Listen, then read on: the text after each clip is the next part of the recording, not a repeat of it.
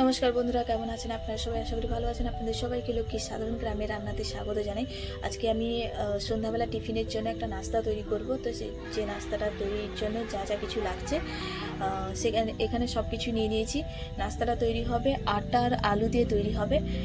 হ্যাঁ, আটা আর আলু দিয়ে খুব সুন্দর খুব ভালো একটা নাস্তা তৈরি হবে।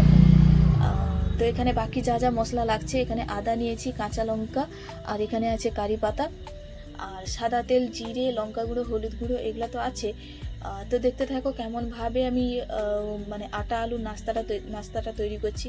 তো প্রথমে আমি আলুগুলোকে ছাড়িয়ে এগুলোকে গ্রেট করে বেশ ভালোভাবে ধুয়ে নেব 2-3 বার করে। আর বাকি আদাটাকে থেতো করে নেব, লঙ্কাগুলোকে কুচি করব, আর এখানে কারি পাতাটাকে কুচি করব। এবার এই যে দেখো বন্ধুরা, আলুগুলাকে আমি কিন্তু কেটে নিয়েছি, আমি বঁটিতেই কেটেছি।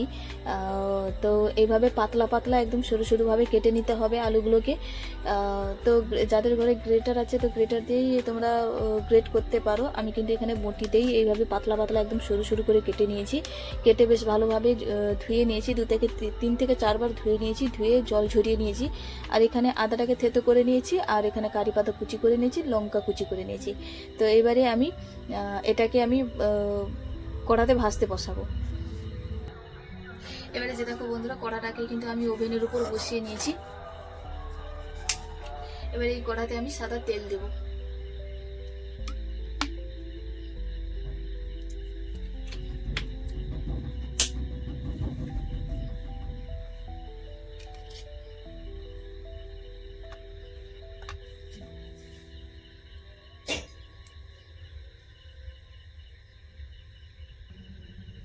তেলটা কিন্তু গরম হয়ে গেছে। এবার এতে আমি কাঁচা লঙ্কাগুলো দিয়ে দেবো।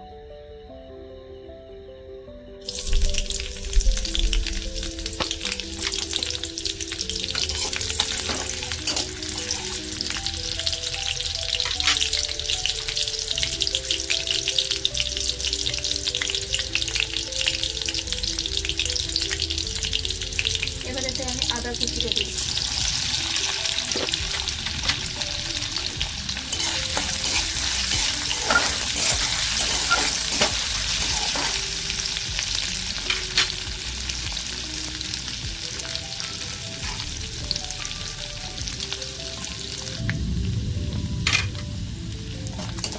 আদাটা কিন্তু হয়ে গেছে। আদা হয়নি, লাল হবে। এবার এতে আমি 1 চামচ জিরে দেব।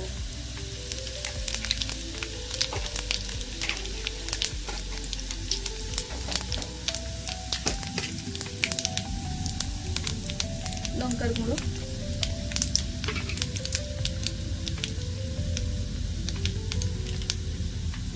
গরম মশলা গুঁড়ো।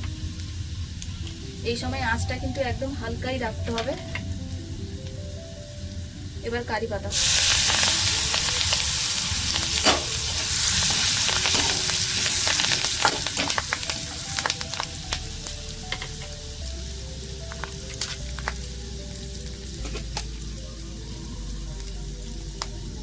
এবং সামান্য হলুদ গুঁড়ো।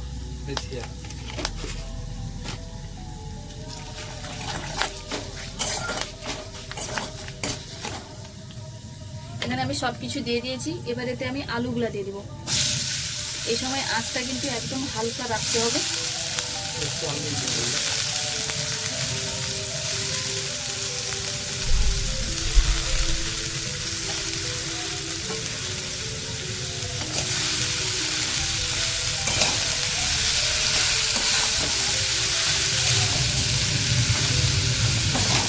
এটাকে নেড়ে নেড়ে ভাজতে হবে, এমনভাবে ভাজতে হবে যাতে আঁচটা সেদ্ধ হয়ে যায়।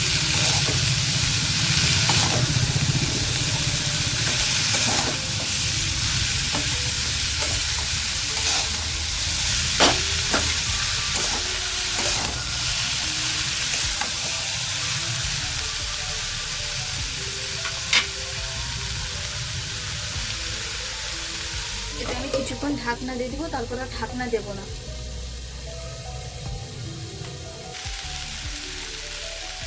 এবারে যে দেখো বন্ধুরা, এটা কিন্তু আলুটা ভাজা হয়ে গেছে, মানে কিছুটা ভাজা হয়ে গেছে। এবারে এটা আমি লবণটা দেবো। লবণটা আমি সঙ্গে সঙ্গে দিয়ে দিই কেন, কারণ সঙ্গে সঙ্গে দিলে জলটা বেরিয়ে আসে এবং কড়াতে লেগে যায়। তো তো আমি এখানে পরিমাণ মতো লবণ দিয়ে দিই।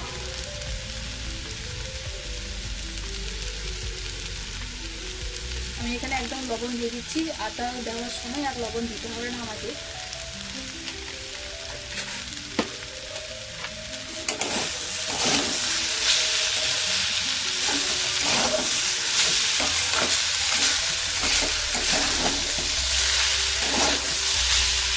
এবারে এটাকে আর কিছুক্ষণ আমি ভেজে নেব। এবারে যে দেখো বন্ধুরা, এটা কিন্তু হয়ে গেছে। এবারে আমি জল দেব পরিমাণ মতো মানে আমি 3 বাটি জল দেব। তো 3 বাটি সেই হিসেবে আমার 3 বাটি আটা আসবে।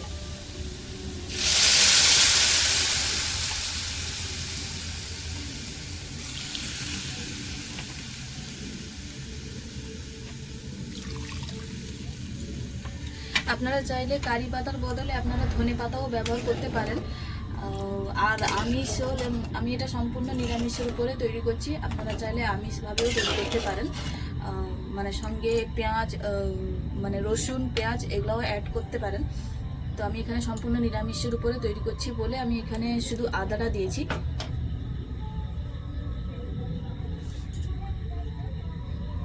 তো আমি এখানে জলটা দিয়ে দিয়েছি। এবারে আমি এতে আটা দেবো।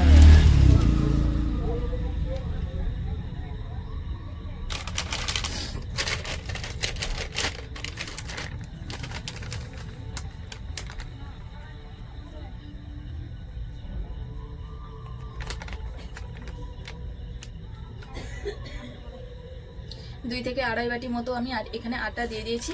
এবারে এটাকে আমি শক্ত ডো তৈরি করবো। এটাকে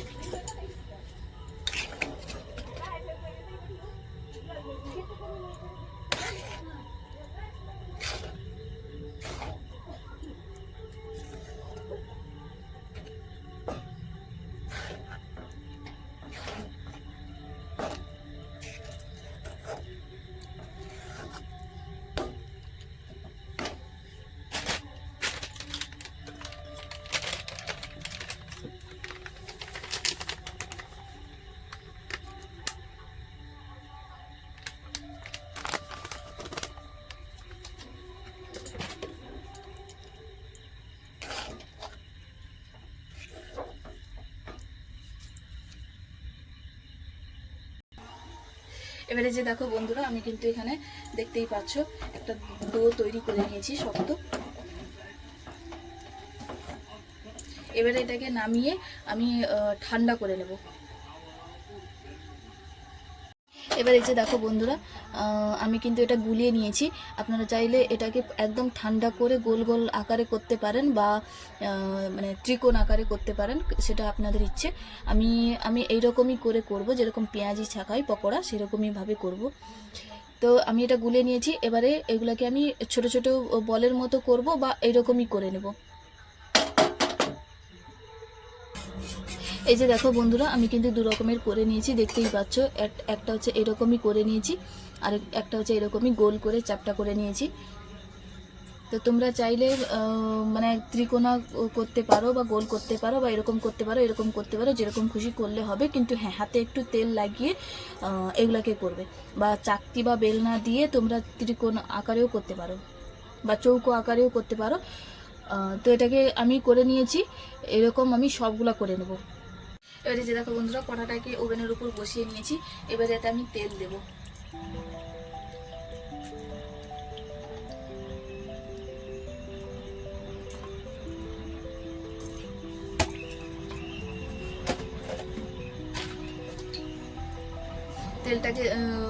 তেলটা দিয়ে দিয়েছি কড়াতে। এবারে এটাকে গরম হতে দেব। এই দেখো তেলটা কিন্তু গরম হয়ে গেছে। তেলটা কিন্তু বেশি গরম করা যাবে না, বেশি গরম করলে কিন্তু পুড়ে যেতে পারে। এবারে আমি এগুলোকে এক একটা করে তেলে দিয়ে দিব।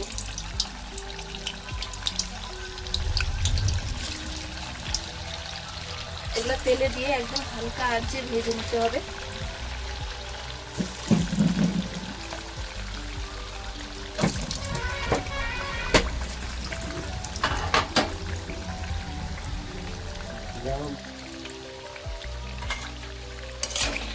এবারে যে দেখো বন্ধুরা, এটা কিন্তু হয়ে গেছে, দেখতেই পাচ্ছ। এবারে এগুলোকে নামিয়ে নেব। এরকম করে আমি একটা সবগুলাই ভেজে দেবো। আর এই যে দেখো বন্ধুরা, আমি কিন্তু এরকমভাবে সবগুলা তৈরি করে নিয়েছি। দেখতেই পাচ্ছ খুব ভালোভাবে হয়েছে। আমার মনে হয় এইরকমভাবে তৈরি করলে যতটা মুচমুচে হয়, এইরকমভাবে তৈরি করলে আরও বেশি মুচমুচে হয়, খেতে আরও বেশি ভালো লাগে এবং মুচমুচেও হয়। তো একদিন এইভাবে তৈরি করে খাবে, দেখবে খুবই ভালো লাগে এটা খেতে। তো কেমন হয়েছে অবশ্যই কমেন্টে জানাবে। তো ভালো লেগে থাকলে লাইক, কমেন্ট, শেয়ার এবং সাবস্ক্রাইব করে দেবেন। ভালো থাকবেন, সুখে থাকবেন। অসংখ্য ধন্যবাদ। এটা কিন্তু খেতে খুবই খুবই স্বাদের হয় এটা। তো ভালো থাকবেন, সুখে থাকবেন। অসংখ্য ধন্যবাদ।